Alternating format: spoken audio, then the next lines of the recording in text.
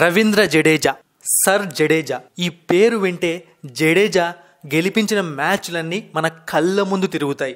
ఎందుకంటే అన్ని match winning పర్ఫార్మెన్స్లు Jadeja ఇచ్చాడు. టీమిండియాలో బెస్ట్ ఆల్రౌండర్, టీమిండియాలో మాత్రమే కాదు, వరల్డ్లోనే బెస్ట్ ఆల్రౌండర్ స్థాయికి చేరుకున్నాడు. అయితే ఇప్పుడు రవీంద్ర జడేజా శకం భారత జట్టులో ముగుస్తోందా? అయితే దీనికి రెండు సమాధానాలు వినిపిస్తున్నాయి. అందుకే ఇక్కడ ఒక కన్ఫ్యూజన్ ఏర్పడింది. ఇప్పుడు ఆ కన్ఫ్యూజన్ ని మనం తీర్చుకోవడానికి ట్రై చేద్దాం. ఫస్ట్ మనం ఒకటి ఒప్పుకోవాలి, రవీంద్ర జడేజాకు రీప్లేస్మెంట్ టీంలో ఉన్నారా లేదా? ఎందుకంటే ఎప్పుడైనా సరే రీప్లేస్మెంట్ ఉంది అంటే ఖచ్చితంగా వాళ్ళ వైపు ఇక టీం మేనేజ్మెంట్ చూడడం మానేస్తుంది. ఇక సెకండ్ ఆప్షన్ ఏంటి అంటే ఆ ప్లేయర్కి కోచ్ దగ్గర నుంచి సపోర్ట్ దొరుకుతుందా దొరకదా? ఇది ఇక్కడ చాలా ఇంపార్టెంట్. ఫస్ట్ ఆప్షన్ కన్నా సెకండ్ ఆప్షన్ ఇక్కడ మనకు చాలా ఇంపార్టెంట్ గా కనిపిస్తోంది. కాబట్టి సెకండ్ ఆప్షన్ నుంచే మనం మొదలు పెడదాము. రవీంద్ర జడేజా ఎప్పుడైతే వన్డే స్క్వాడ్ లో మిస్ అయ్యాడో అప్పటి నుంచి అందరూ గౌతమ్ గంభీర్ ని టార్గెట్ చేయడం మొదలు పెట్టారు. ధోని శిష్యుడు కాబట్టే జడేజాను గంభీర్ తప్పించాడు అని. అంతేకాకుండా కొన్ని సంవత్సరాల క్రితం రవీంద్ర జడేజా వేసిన ఒక ట్వీట్ ను ఇప్పుడు వైరల్ చేస్తున్నారు.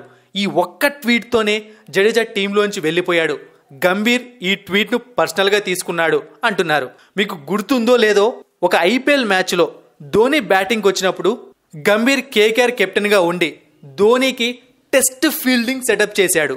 అది అప్పుడు చాలా కాంట్రవర్సీలకు దారి తీసింది. ఆ టైంలో కేకేఆర్ మేనేజ్మెంట్ ఏం చేసింది అంటే T20లో టెస్ట్ మూమెంట్ చూస్తున్నాం, ఇది ఒక మాస్టర్ స్ట్రోక్ అని ట్వీట్ చేస్తే దానికి జడేజా రిప్లై ఏమిచ్చాడో తెలుసా? మాస్టర్ స్ట్రోకా తొక్క, ఇదంతా షో ఆఫ్ అన్నాడు. అంటే ఇండైరెక్ట్ గా గంభీర్ అన్నాడు అనమాట. తీరా చూస్తే ఇప్పుడు గంభీర్ టీమిండియా కోచ్ అయ్యాడు. సో అందుకే జడేజాకు గంభీర్ సపోర్ట్ చేయలేదని చెప్పి వైరల్ చేస్తున్నారు ఆ న్యూస్ ని. ఇక రీప్లేస్మెంట్ విషయానికి వచ్చాము అంటే ఆబ్వియస్లీ టీంలో అక్షర్ పటేల్ పర్ఫెక్ట్ రీప్లేస్మెంట్ గా ఉన్నాడు జడేజాకు. అతను కూడా బౌలింగ్ చేసి మినిమం గ్యారంటీగా వికెట్ తీసుకోగలడు, బ్యాటింగ్ కూడా అదరగొట్టగలడు. సరే, అక్షర్ పటేల్ మాత్రమే మనకు ప్రాబ్లమా అనుకుంటే వాషింగ్టన్ సుందర్ని కూడా టీం రెడీ చేసుకుంటోంది. సో ఈ క్రమంలో జడేజా మళ్ళీ ఇంతకు ముందులాగా ఛాన్సులు తెచ్చుకోవడం కొంచెం కష్టమే అవుతుంది.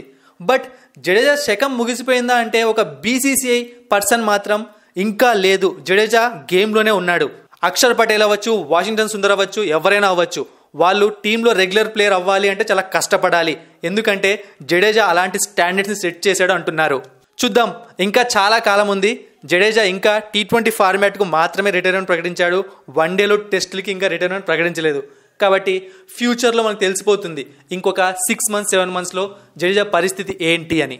మరిన్ని ఇంట్రెస్టింగ్ వీడియోస్ కోసం సబ్స్క్రైబ్ చేయడం మర్చిపోకండి.